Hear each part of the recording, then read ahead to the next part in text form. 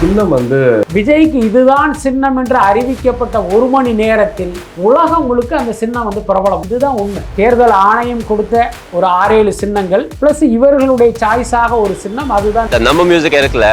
Start the whistles. Vijay விரைவில் கைது, குற்றப்பத்திரிகையில் விஜய் பெயர். அப்போ எப்படி உங்களுக்கு இதெல்லாம் தெரியும்? எல்லாத்துக்கும் மேலே ஒரு 10 மணிக்கு விசாரணை ஆரம்பமாகுதா, 10:10க்கு இவங்க போடுறாங்க விஜய்க்கு கிட்டுக்கு பிடி விசாரணை. இன்னொருத்தன் போட்டிருக்கான் விஜய்க்கு இந்த இடத்துல ஏதோ வீங்கி இருக்கான், விஜய் வந்து அடிச்சிட்டாங்க, குத்திட்டாங்க. அதுதாங்க எனக்கு ஊடகங்கள் இன்னைக்கு என்னவா இருக்குன்னா, அரசியல் கட்சியால் நடத்தப்படுகிற ஊடகங்கள் ஒரு பக்கம், அரசியல் கட்சிகளால் விலைக்கு வாங்கப்பட்ட ஊடகங்கள் ஒரு பக்கம். அப்போ இவர்கள் போடுகிற செய்திங்கிறது அப்படித்தானே இருக்கும். உங்களுக்கு 10 சீட்டு தான் தர்றேன் அப்படின்னு திமுக சொன்னா அதை வந்து இவங்க அழகான ஒரு காரணமா வச்சு இந்த பக்கம் நகர்ந்துருவாங்க. அங்க திமுகவில் வந்து தொகுதி பங்கீடு இறுதி செய்யப்படணும். ஸோ அந்த சம்பவத்துக்காக, அந்த சடங்குக்காக காங்கிரஸ் காத்துக்கிட்டு இருக்கு. இப்ப காங்கிரஸ் அப்படி ஒரு காரணத்தை வைத்து காங்கிரஸ் வந்து தாவேகா பக்கம் வந்த பிறகு அடுத்து வருகிற கட்சி விசிகாவா இருக்கும்.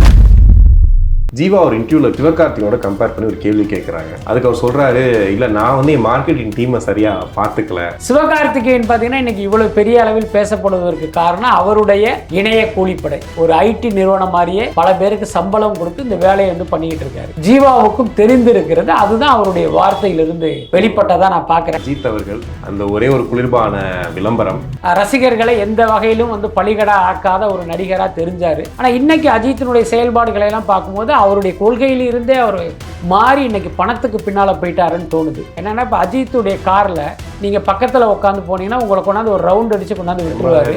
அதுக்கு 3500 திர்ஹம், நம்ம ஊர் காசுக்கு ஒரு 90,000 ரூபா. இதை பார்க்கும்போது எனக்கு பயங்கர அதிர்ச்சி ஆயிடுச்சு. இந்த மெரினா பீச்சில் வந்து இந்த குதிரையை கூட்டிட்டு போவாங்கல்ல, அவங்களுக்கு இதுக்கு ஒரு பெரிய வித்தியாசம்லாம் இல்லை. விஜயை வந்து எப்படியாவது இந்த தேர்தலில் காலி பண்ணணுன்ட்டு அவங்க பல்வேறு முயற்சிகளை எடுத்தாங்க. அதில் ஒன்று தான் பல நடிகைகளோடு அவரை வந்து இணைத்தது. கேரவானுக்குள்ள திரிஷா இருந்தாங்க, கீர்த்தி சுரேஷ் இருந்தாங்கன்னு அவதூறு பரப்புனதெல்லாம் பார்த்தோம். ஆனால் அது எதுவுமே மக்கள்கிட்ட வந்து போய் எடுபடலை. அப்போ என்ன பண்ணலாங்க, இப்போ அடுத்த கட்ட தலைவர்களை நோக்கி இந்த மாதிரியான ஒரு குற்றச்சாட்டை பில்ட் பண்ணுறதுக்கு வாய்ப்பு இருக்கு.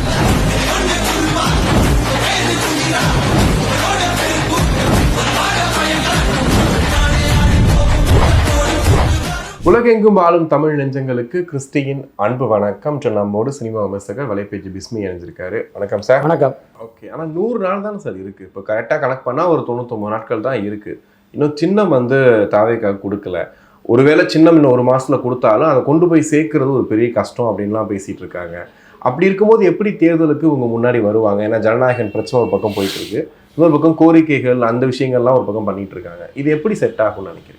அதாவது இந்த நிமிஷம் எடுத்துக்கிட்டிங்கன்னா எல்லா கட்சிகளும் என்ன நிலையில் இருக்கோ அதே நிலை தான் தாவேக்காக்கு. எந்த கட்சியுமே தொகுதிகளை முடிவு பண்ணலை, வேட்பாளர்களை முடிவு பண்ணலை, கிட்டத்தட்ட கூட்டணியும் முடிவாகலை. அதே தான் தாவேக்காவுக்கும். இப்போ இவர்கள் எல்லாமே கூட்டணி அமைந்த பிறகு அவர்களுடைய வேட்பாளர்களை அறிவிப்பாங்க.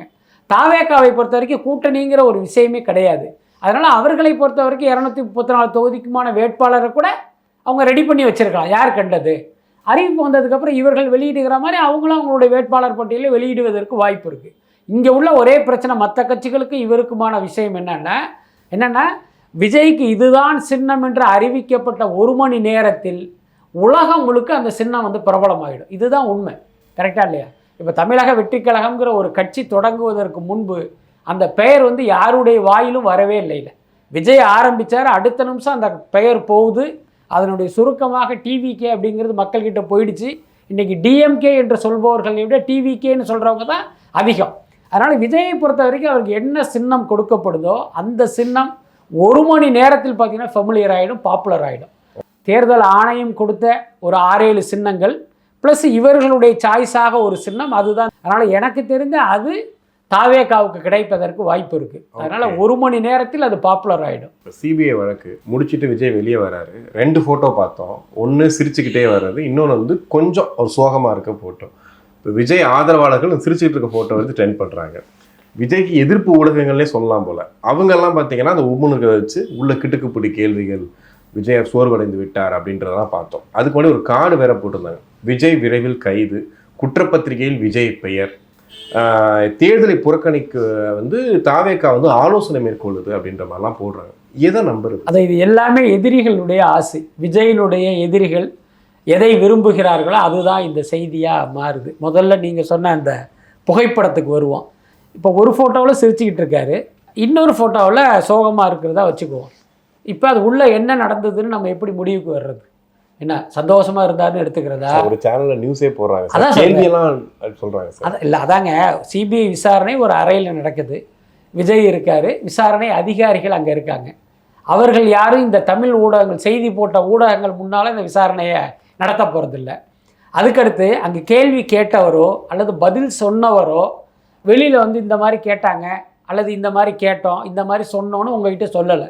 அப்போ எப்படி உங்களுக்கு இதெல்லாம் தெரியும்? எல்லாத்துக்கும் மேலே ஒரு 10 மணிக்கு விசாரணை ஆரம்பமாகுதா, 10:10க்கு இவங்க போடுறாங்க விஜய்க்கு கிட்டுக்கு பிடி விசாரணை. இன்னொருத்தன் போட்டிருக்கான், விஜய்க்கு இந்த இடத்துல ஏதோ வீங்கியிருக்கான், விஜய் வந்து அடிச்சிட்டாங்க, குத்திட்டாங்க அப்படின்னு. அதான் இந்த சினிமா பார்த்து பார்த்து இவங்களுடைய மண்டையே பார்த்தீங்கன்னா மசாலாவா போயிடுச்சுன்னு நினைக்கிறேன் ஊடகங்கள். அதுதாங்க எனக்கு ஊடகங்கள் இன்னைக்கு என்னவா இருக்குன்னா, அரசியல் கட்சியால் நடத்தப்படுகிற ஊடகங்கள் ஒரு பக்கம், அரசியல் கட்சிகளால் விலைக்கு வாங்கப்பட்ட ஊடகங்கள் ஒரு பக்கம். அப்போ இவர்கள் போடுகிற செய்திங்கிறது அப்படி தானே இருக்கும். இப்போ கடந்த மக்களவை தேர்தலில் இந்தியாவில் இருக்கிற பெரும்பாலான ஊடகங்களை பாஜக விலைக்கு வாங்கினதை நம்ம பார்த்தோம். அதுதான் பாஜகவுடைய வெற்றிக்கு ஒரு காரணமாக இருந்தது. கிட்டத்தட்ட அதே ஃபார்முலாவில் இன்றைக்கி இங்கே இருக்கிற திமுக அரசு பல ஊடகங்களை அவங்க விலைக்கு வாங்கிட்டாங்க. அவர்கள் தங்களுடைய ஆசையை, விருப்பங்களை வந்து இப்படி செய்தியாக வெளியிடுறாங்க. இது எதுவுமே உண்மை கிடையாது, அதை புரிஞ்சுக்கணும். அதுக்கடுத்து பார்த்தீங்கன்னா இவர் தேர்தலையே புறக்கணிக்க போகிறார் அப்படின்னா அது என்ன லாஜிக்கில் சொல்கிறீங்க? ஏன்னா அவர் வந்து பார்த்திங்கன்னா இந்த தேர்தலில் போட்டியிட்டு வெற்றி பெற்று ஆட்சி அதிகாரத்தில் உட்காருங்கிறதால தான் சினிமாவே தூக்கி போட்டு வந்திருக்காரு. அப்போ நாங்கள் இதில் புறக்கணிக்க போகிறோம் அப்படின்னு யார் மேலே கோவப்பட்டு புறக்கணிக்க போகிறாரு? யோசிச்சு பாருங்கள். இப்போ ஒருவேளை தேர்தல் ஆணையத்தின் மேலே எங்களுக்கு நம்பிக்கை இல்லை, அதனால் இந்த தேர்தலில் எங்களுக்கு உண்மையில் நாங்கள் ஜெயித்தாலும் எங்களுக்கு வெற்றி கிடைக்காது அப்படின்னு ஏதாவது ஒரு குற்றச்சாட்டு இருந்தால் இந்த இதை வந்து நம்ம ஓரளவுக்கு கன்சிடர் பண்ணலாம். ஆனால் அப்படி எதுவுமே நடக்கலையே. எல்லாத்துக்கும் மேலே தேர்தல் ஆணையம் மீது நமக்கு எவ்வளோ விமர்சனம் இருந்தாலும் அந்த தேர்தல் மூலமாகத்தானே நீங்கள் அதிகாரத்தை அடைய முடியும். இப்போ ஒரு உதாரணம் சொல்கிறேன், ராகுல் காந்தி தேர்தல் ஆணையத்தை வந்து தொடர்ந்து குற்றம் சுமத்திக்கிட்டே இருக்காரு. ஓட் சோர், வாக்கு திருட்டுன்னே சொல்கிறாரு. வாக்குகளை தேர்தல் ஆணையம் திருடி பாஜகவுக்கு வந்து உதவி பண்ணுறாங்கன்னு ஒரு குற்றச்சாட்டை வைக்கிறாரு. ஆனால் அதே காங்கிரஸ் தேர்தலில் போட்டிட்டு தானே இருக்காங்க. நாங்கள் தேர்தல் ஆணையத்தின் மீது நம்பிக்கை இல்லை, நாங்கள் இப்போ தேர்தலில் போட்டியிட மாட்டோன்னு சொல்லவே இல்லையே. அப்போ தாவேகா மட்டும் எப்படி சொல்லும்? அவங்களுக்கு அந்த மாதிரி விமர்சனமே கிடையாது. என்னன்னா விஜய் தேர்தலில் போட்டியிட்டால் நம்ம கட்சி காலியாயிடுங்கிற விசுவாசத்தில் இவர் போட்டியிட மாட்டாருங்கிற ஒரு அவதூறு பிரச்சாரத்தை ஆரம்பிச்சிருக்காங்க. ஓகே, ஆனால் பாஜக மிரட்டலே வந்து நீ தேர்தலில் போட்டியிட, ஒன்றும் நீ போட்டியிடாமல் போகணும், இல்லைன்னா என் கூட வந்து சேர்ந்துரு, இல்லைனா உனக்கு பிரச்சனை கொடுத்துக்கிட்டே தான் இருப்பேன் அப்படின்றதுக்காக தான் விஜய் வந்து இப்போ இருக்காருன்ற மாதிரி. அதாவது பாஜக விஜய்க்கு வந்து ஒரு நெருக்கடி கொடுக்குறாங்கிறதுல எந்த மாற்றமும் இல்லை. அதனுடைய நோக்கம் எங்களோட வாங்க அப்படிங்கிறது தான். மற்றபடி நீங்கள் போட்டியிடாதீங்க அப்படின்லாம் அவங்க சொல்ல மாட்டாங்க, அதுக்கு எந்த அவசியமும் இல்லை.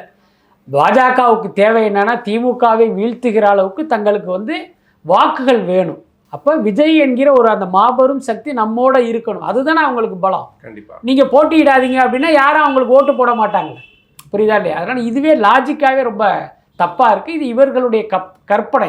இதுக்கிடையில் வந்துட்டு இப்போ ஆதவ அர்ஜுனா மேலே ஒரு குற்றச்சாட்டு நீங்கள் கூட பார்த்துருப்பீங்க, ஹனி ட்ராப் அப்படின்னு சொல்லிட்டு ஒன்று பண்ணியிருக்காங்க. அதாவது தாவேகாவோட பெண் நிர்வாகிகள், பெண் தொண்டர்களை வந்துட்டு இவங்க தவறாக பயன்படுத்திக்கிறாங்க, அதை வச்சு ஒரு விஷயம் பண்ணிட்டு இருக்காங்கன்ற மாதிரி இப்போ ஒரு செய்திகளை பரப்பிட்டு இருக்காங்க. இதை எப்படி பார்க்குறீங்க? அதாவது பொதுவாகவே அரசியல் கட்சிகளில் பெண்களையும் பெண் நிர்வாகிகளையும் மோசமாக நடத்தப்படுவதுங்கிறது எல்லா கட்சியிலையுமே இருக்குது, அதில் எந்த மாற்றமே இல்லை. அதற்கு தாவேகாவும் விதிவிலக்கா இருக்குன்னு நம்ம நம்ப வேண்டியதில்லை. ஏன்னா இப்போ தாவேகா நிர்வாகிகளே பல, இப்போ சமீபத்தில் கூட ஒரு விஷயத்தை நம்ம பார்த்தோம், ஒரு பெண் நிர்வாகி வீட்டுக்குள்ளே அவர் நுழைந்தது, அது வந்து ஒரு பெரிய இஷ்யூவானதெல்லாம் நம்ம பார்த்தோம். அதுக்கடுத்து பார்த்திங்கன்னா விஜயுடைய யோக்கியாம்சம் பற்றி தான் நம்ம பேச முடியும், அது குறித்து தான் நம்ம வந்து விமர்சிக்க முடியும். இந்த நிர்வாகிகள்லாம் என்ன பண்ணுறாங்கிறதெல்லாம் நம்ம அவங்களுக்கெல்லாம் சர்டிஃபிகேட்லாம் நிச்சயமாக கொடுக்க முடியாது. அது மாதிரி தான் ஆதவ் மீதான குற்றச்சாட்டு உட்பட. அதே நேரம் இந்த குற்றச்சாட்டு வந்து உண்மையிலேயே நடந்த ஒரு விஷயமா அல்லது இப்படி ஒரு தோற்றத்தை ஏற்படுத்துகிறார்களாங்கிறது ஒரு முக்கிய கேள்வி. என்னென்னா விஜயை வந்து எப்படியாவது இந்த தேர்தலில் காலி பண்ணணுன்ட்டு அவங்க பல்வேறு முயற்சிகளை எடுத்தாங்க. அதில் ஒன்று தான் பல நடிகைகளோடு அவரை வந்து இணைத்தது. கரூர் சம்பவத்தின் போது கூட அந்த கேரவானுக்குள்ளே திரிஷா இருந்தாங்க, கீர்த்தி சுரேஷ் இருந்தாங்கன்னு அவதூறு பரப்புனதெல்லாம் பார்த்தோம். ஆனால் அது எதுவுமே மக்கள்கிட்ட வந்து போய் எடுபடலை. மக்களே வந்து நிராகரிச்சிட்டாங்க, இதெல்லாம் பொய் அப்படின்ட்டு. இப்போ விஜய் மேலே நம்ம என்ன குற்றச்சாட்டு வச்சாலும் மக்கள் வந்து நம்புறதா தயாராக இல்லை. அப்போ என்ன பண்ணலாங்க? இப்போ அடுத்த கட்ட தலைவர்களை நோக்கி இந்த மாதிரியான ஒரு குற்றச்சாட்டை பில்ட் பண்ணுறதுக்கு வாய்ப்பு இருக்குது. அதனால் அது எனக்கு தெரிந்து என்னுடைய பார்வையில் அது உண்மையாக இருப்பதற்கு வாய்ப்பு இல்லை. தாவேகாவை பலவீனப்படுத்த நடக்கும் பல்வேறு முயற்சிகளில் இதுவும் ஒரு முயற்சியாக தான் நான் பார்க்குறேன். சார், இப்போ கூட்டணி குறித்து பேசும்போது இப்போது வைத்திலிங்கம் அவர்கள் திமுக இணைய போகிறதா சொல்கிறாங்க. ஆனால் ஓபிஎஸ் அவர்கள் இன்னும் வந்து தாவேகால தான் போகிறதா இருக்கா சொல்கிறாங்க. காங்கிரஸ் எப்போ இணைய போகுதுன்னு தெரியல. இதெல்லாம் எப்போ நடக்க போகுது? எனக்கு தெரிஞ்சு காங்கிரஸ் வந்து இந்த மாத இறுதிக்குள் தாவேகா பக்கம் வந்துடுவாங்க. அதுதான் எனக்கு கிடைத்த தகவல். ரொம்ப ஒரு ரிலையபிள் சோர்ஸ். அவங்க வந்து ஒரு பேச்சுவார்த்தை நடத்திக்கிட்டு இருக்காங்க. பட் அதே நேரம் வந்து தாவேகா அதிக சீட்டு தர்றாங்கங்கிறத வச்சு நீங்கள் தாவேகா கூட்டணிக்கு வந்தால் அது வந்து காங்கிரஸுக்கு வந்து ஒரு பலவீனமாக பார்க்கப்படும். இவ்வளோ நாள் இருந்த திமுக விட்டுட்டு இந்த அதிக சீட்டுக்காக ஓடிட்டாங்களேங்கிற ஒரு அவப்பெயர் வருவதற்கு வாய்ப்பு இருக்குது. அப்போ இவங்க என்னென்னா ஒரு பொருத்தமான ரீசனுக்காக வெயிட் பண்ணிகிட்டு இருக்காங்க. அந்த ரீசன்கிறது என்ன அப்படின்னா, திமுக கூட்டணியில் காங்கிரஸுக்கு ஒதுக்கப்படும் தொகுதிகளுடைய எண்ணிக்கை.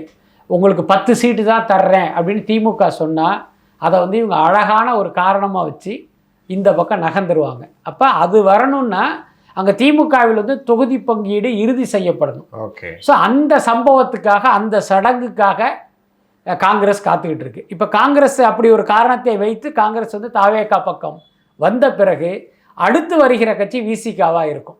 என்ன காரணம்னா, விசிக தலைவர் ரொம்ப நாளாக சொல்லிகிட்டு இருக்காரு, பாஜகவும் பாமகவும் இருக்கிற கூட்டணிக்குள் விசிக இருக்காது அப்படின்ட்டு.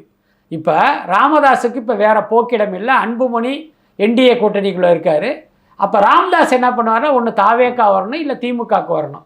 தாவேகா பார்த்தீங்கன்னா அவரை கூட்டணிக்குள் சேர்ப்பாங்க, ஆனால் காசு தர மாட்டாங்க. பாமகவை பொறுத்த வரைக்கும் ஒவ்வொரு தேர்தலிலுமே அவங்க வியாபாரம் தான் பண்ணுறாங்க. இப்போ அந்த மாதிரி அவங்களுக்கு பணம் தரணும் அப்படின்னா அது திமுகவால் தான் முடியும். அப்போ ராமதாஸ் திமுகக்குள்ள என்ட்ரி ஆனால் விசிக்கு அங்கிருந்து வெளியேறும். இப்போ அவர்கள் போவதற்கு வேறு போக்கிடம் கிடையாது. தாவேகாவை நோக்கி தான் வந்தாகும். இது எல்லாமே அடுத்தடுத்த வாரங்களில் நடக்கிறத நம்ம நிச்சயமாக பார்க்கலாம். அதே மாதிரி பார்த்திங்கன்னா இப்போ ஓபிஎஸ் டிடிவியெல்லாம் செல்லாத ஓட்டு தான். அந்த செல்லாத ஓட்டு எங்கே இருந்தாலும் எந்த கூட்டணிக்கு நன்மை கிடையாது. அதிலும் முக்கியமாக அந்த ஓபிஎஸ் அணியில் இருந்த மனோஜ் பாண்டியன் ஆல்ரெடி போயிட்டார். இப்போ வைத்திலிங்கம், வெல்லமண்டி நடராஜெல்லாம் போகிறத வச்சு பார்த்தீங்க அப்படின்னா ஓபிஎஸ்ங்கிறது ஒற்றை நபர் தான். அந்த ஒரு நபர் கட்சி எங்கே இருந்தா என்ன? அதனால் அதை வந்து நம்ம பெருசாக எடுத்துக்க வேண்டியதில்லை. கடந்த ஒரு வாரமாக பல செய்திகள் பார்த்துருப்பீங்க. இப்போ இடைநிலை ஆசிரியர்கள் போராட்டத்தில் கைதானதை பார்த்துருப்போம். ஒரு பெண் ஒரு காவல் அதிகாரிக்கு வந்துட்டு ஒருத்தர் பாலியல் துன்புறுத்தல், இந்த செய்திகள்லாம் ஒரு பக்கம் இருக்குது. ஆனால் முழுக்க விஜய் மட்டும் தான் ஃபோக்கஸ்டாக இருந்தார் செய்திகளை பார்க்கும்போது. இன்றைக்கி RN ரவி அவர்கள் வெளியே போனது மட்டும்தான் இன்றைக்கி விவாதமாக போயிட்டுருக்கு. இப்போ இந்த ஒரு செய்தி, விஜய்ன்ற ஒரு செய்தியை வச்சு சிபிஐ விசாரணை வச்சு இந்த செய்திகள்லாம் மறைக்கப்படுதா? ஆமாம். ஏன்னா இப்போ ஒரு நடிகராக இருப்பதில் உள்ள ஒரு அனுகூலமாகவும் அதை எடுத்துக்கலாம், அல்லது பார்த்திங்கன்னா அதை ஒரு மைனஸாகவும் நம்ம எடுத்துக்கலாம். அனுகூலங்கிறது விஜய்க்கு, மைனஸ்ங்கிறது இந்த சொசைட்டிக்கு. என்னென்னா இங்கே வந்து ஒரு முக்கியமான ஒரு சம்பவம் நடக்கும்போது பேரலாக விஜய் போன்ற ஒரு பெரிய நடிகருடைய செய்தி ஒன்று வரும்போது இது மறைக்கப்பட்டு அதுக்கு வந்து ஒரு முக்கியத்துவம் கொடுப்பாங்க. அதனால் சம்மந்தப்பட்ட அந்த நடிகருக்கு வந்து ஒரு பெரிய மைலேஜ் கிடைக்கும்.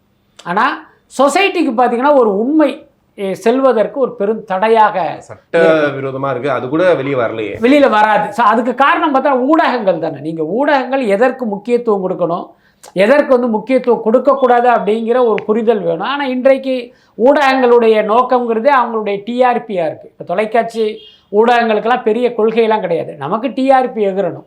அதே மாதிரி யூடியூப் சேனலுக்கு பார்த்திங்கன்னா நமக்கு வியூஸ் அதிகமாகணும். அப்படி தான் இருக்கே தவிர உங்களுக்கு வந்து இது வந்து சமூகத்துக்கு தேவை, இது தேவையில்லைங்கிற அந்த பிரித்து பார்க்குற தன்மையெல்லாம் அவங்கக்கிட்ட இல்லை. ஸோ அதனுடைய வெளிப்பாடு தான் இதெல்லாமே. ஓகே. இப்போ தலைவர் தம்பி தலைமையில் படம் பயங்கரமாக போயிட்டுருக்குன்னு சொல்கிறாங்க.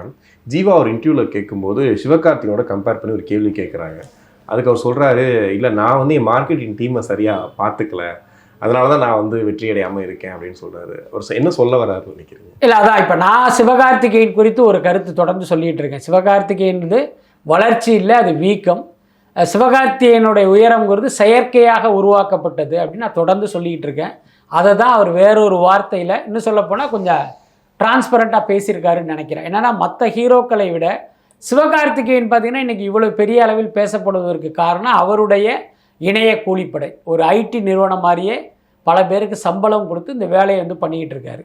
அவருக்கு துதிபாடணும், அவருடைய போட்டியாளர்களை காலி பண்ணணும். இதுதான் அவர்களுக்கு கொடுக்கப்பட்ட அசைன்மெண்ட்டு. அதைத்தான் இவங்க பண்ணிக்கிட்டு இருக்காங்க. இந்த உண்மை திரையுலகில் இருக்கிற வெகு சிலருக்கு தெரியும். ஜீவாவுக்கும் தெரிந்திருக்கிறது. அதுதான் அவருடைய வார்த்தையிலிருந்து வெளிப்பட்டதாக நான் பார்க்குறேன். என்னென்னா சிவகார்த்திகேயனுடைய திறமையான நடிகர்கள்லாம் அங்கே இருக்காங்க. தனுஷ் இருக்கார், சிம்பு இருக்கார். ஆனால் அவர்களை விட இவர் உயரத்தில் இருப்பது போன்ற ஒரு தோற்றம் ஏற்பட்டதற்கு இதுதான் காரணம். எல்லாத்துக்கும் மேலே சினிமாவில் பார்த்தீங்கன்னா நாம் வெற்றி அடைவதற்கு என்ன வெறுமனே திறமை உழைப்பு மட்டும் பத்தாது, இந்த மார்க்கெட்டிங்கு தெரியணும். ஓகே, அதை தான் அவர் சொல்லியிருக்காருன்னு நினைக்கிறேன். ஓகே, 100 கோடி வசூல் சார். 100 கோடி வசூல் என்பது பார்த்தீங்கன்னா நீங்கள் மேலோட்டமாக பார்க்கும்போது அடடா 100 கோடிங்கிற மாதிரி தோணும். ரொம்ப நுணுக்கமாக பார்த்தீங்கன்னா அது வந்து ஒரு குறைவான வசூல் தான். ஏன்னா பராசக்தி படத்திற்கு செய்யப்பட்ட செலவு, கொடுக்கப்பட்ட முக்கியத்துவம், அதுக்கப்புறம் அந்த படத்துக்கு செய்யப்பட்ட ப்ரொமோஷன்லாம் பார்க்கும்போது இது வந்து ரொம்ப குறைவான தொகை தான். ஏன்னா இந்த படத்துக்கு பிஃபோர் ரிலீஸ் கொடுத்த அந்த பில்டப் வச்சு பார்க்கும்போது இது ஒரு மிகப்பெரிய வெற்றி படமாக இருக்கும்னு தான் எதிர்பார்த்தோம். பட் அது நடக்கலை. இப்போ உதாரணத்துக்கு பாருங்கள், முதல் நாள் இந்த படம் உலக அளவில் 27 கோடி ஏதோ போட்டாங்க. அப்போ முதல் நாள் 27 கோடி அப்படின்னா அந்த 100 கோடி வசூலை இந்த படம் 4லிருந்து 5 நாட்களுக்குள் வசூல் பண்ணியிருக்கணும். அதுதான் சரியான வரவேற்பு, அல்லது முதல் நாள் வரவேற்பு அப்படியே சஸ்டெயின் ஆனதாக அர்த்தம். ஆனால் இந்த 100 கோடி வசூலை இந்த படம் அடைவதற்கு கிட்டத்தட்ட 9-10 நாள் ஆகிருக்கு. அப்போ இந்த படத்துக்கான வரவேற்புங்கிறது அப்படி படிப்படியாக குறைந்து இன்னைக்கு ஒன்றுமே இல்லைங்கிறத தான் அது காட்டுது. ஓகே, இப்போ நிறைவாக அஜித் அவர்கள் அந்த ஒரே ஒரு குளிர்பான விளம்பரம் இன்னைக்கு அவருடைய அஜித்ன்ற சாம்ராஜ்ய கோட்டையில் ஒரு ஓட்டை விழுந்துருச்சா அப்படின்ற மாதிரி தொடர்ந்து இப்போ பேசிகிட்டு இருக்காங்க, நிறைய வசைபாடுறாங்க. நீங்கள் எப்படி பார்க்குறீங்க? உண்மைதான். அஜித் என்கிற மனிதர் இவ்வளவு நாள் பார்த்தீங்கன்னா பணத்துக்கு ஆசைப்படாத ஜென்டில்மேன், ஆமாம், தன்னுடைய ரசிகர்களை எந்த வகையிலும் வந்து பலிகடா ஆக்காத ஒரு நடிகராக தெரிஞ்சார். ஆனால் இன்றைக்கி அஜித்தினுடைய செயல்பாடுகளை எல்லாம் பார்க்கும்போது அவருடைய கொள்கையிலிருந்தே அவர் மாறி இன்னைக்கு பணத்துக்கு பின்னால் போயிட்டாருன்னு தோணுது. நீங்கள் சொன்ன அந்த குளிர்பான விளம்பரம் மட்டும் இல்லை, நான் இப்போ துபாய் போகும்போது அங்கே இவருடைய ரேஸ் நடக்கிற அந்த துபாய் ஆட்டோட்ரம்னு ஒரு இடம் இருக்குது. அவங்க வந்து ஒரு விளம்பரம் பண்ணிகிட்டு இருக்காங்க. என்னென்னா இப்போ அஜித்துடைய காரில் நீங்கள் பக்கத்தில் உட்காந்து போனீங்கன்னா உங்களை கொண்டாந்து ஒரு ரவுண்ட் அடித்து கொண்டாந்து விட்டுருவார். அதுக்கு 3500 திர்ஹம், நம்ம ஊர் காசுக்கு ஒரு 90,000 ரூபா. இதை பார்க்கும்போது எனக்கு பயங்கர அதிர்ச்சி ஆகிடுச்சு. இந்த மெரினா பீச்சில் வந்து இந்த குதிரையை கூட்டிகிட்டு போவாங்கல்ல, அவங்களுக்கு இதுக்கு ஒரு பெரிய வித்தியாசம்லாம் இல்லை. என்னென்னா அஜித்தோட ஃபோட்டோ எடுத்துக்கணும், அஜித்தை அஜித் பக்கத்தில் நம்ம நிற்கணும்னு நினைக்கிற வெறி பிடிச்ச கூட்டம் இங்கே இருக்குது. அதில் ஒருத்தன் பணக்காரன் இருக்கான்னு வச்சுங்க, அவன் போய் 3500 திர்ஹம் கொடுக்குறது நமக்கு எந்த பிரச்சனையும் இல்லை. இவங்ககிட்ட காசு இருக்குது கொடுக்குறான்ட்டு நம்ம கடந்து போயிடலாம். ஆனால் அஜித்தை பார்க்க மாட்டோமா, அவரோட பேச மாட்டோமான்னு ஒருத்தன் துடிக்கிறான். அவன் ஒரு சாதாரண லேபர்னு வச்சுங்க, அவன் அங்கே பார்த்தீங்கன்னா மாதம் 1000 திர்ஹம் தான் சம்பாதிக்கிறான்னா, அவன் கடன் வாங்கிட்டு 3500 கொண்டு போய் அஜித்துக்கிட்ட கொடுத்து அவர் கூட காரில் ஒரு ரவுண்ட் அடிச்சுட்டு வரத்துக்கு வாய்ப்பு இருக்குல்ல. அப்போ அவனுடைய பலவீனத்தை பயன்படுத்தி நீங்கள் பணம் சம்பாதிக்கிறீங்கல்ல, அது எவ்வளோ பெரிய தப்பு. என்னுடைய சுயநலத்துக்காக என்னுடைய ரசிகர்களை பயன்படுத்த மாட்டேன்னு சொன்ன அஜித் இன்றைக்கி பண்ணுறாரு, இது பேர் என்ன? அதுக்கப்புறம் நீங்கள் இந்த குளிர்பான விளம்பரத்தில் நடிக்கிறீங்க, அது உங்களுடைய சுயநலம் தானே. அதில் நடிப்பதன் மூலமாக உங்களுக்கு பல கோடி கிடைக்கிது. ஆனால் அதை குடிக்கிற மக்களுக்கு அந்த குளிர்பானம் வந்து தீங்கு விளைவிக்கலைங்கிறத உங்களால் உறுதியாக சொல்ல முடியுமா? எல்லா குளிர்பானங்களிலும் பூச்சிக்கொல்லி மருந்து கலக்கப்படுது. அப்போ அஜித் குடிச்சிட்டாருப்பான ஒரு அஜித் ரசிகன், ஒரு வெறி பிடிச்ச ரசிகன் ஒரு நாளைக்கு 10 பாட்டில் வாங்கி குடித்தானா அவன் பரலோகம் போயிடுவான் இல்லையா? அப்போ இதையெல்லாம் யோசிக்காமல் இந்த மாதிரி ஒரு விஷயத்தை பண்ணதை வந்து உங்களை எப்படி வந்து பாராட்ட முடியும்? எப்படி சேஞ்ச் ஆனாரு? பணம் தான். என்னன்னா இன்னைக்கு வந்து அவர் ரேஸுக்கு போயிட்டாரு. ரேஸுக்கு பார்த்தீங்கன்னா அவருக்கு பெரும் தொகை தேவைப்படுது, ஒரு பெரிய ஸ்பான்சர் அவருக்கு கிடைக்கல. அதனால இது போன்ற விஷயங்கள் எல்லாத்தையுமே அவரை வந்து அடாப்ட் பண்ணிக்கிட்டு பணம் சம்பாதிக்கிறார். ஆனால் இதுக்கு மத்தியில் மங்காத்தா ரிலீஸ் ஆகுது. ஆமாம், அது வந்து ஜனநாயகனுக்கு போட்டியாக ஜனநாயகனுடைய வசூலை குறைப்பதற்காக ஏவப்பட்ட ஏவுகணை. ஆனால் என்ன கொடுமை அப்படின்னா இன்னைக்கு இலக்கில்லாத ஏவுகணையாக மாறிடுச்சு. ஜனநாயகனே ரிலீஸ் இல்லைங்கும் போது இந்த படத்தை விட்டு நீங்கள் என்ன பண்ண போகிறீங்க? எந்த பரபரப்புமே இருக்காது. ஓகே, கண்டிப்பாக சார், நிறைய விஷயங்கள் பேசணும். நன்றி.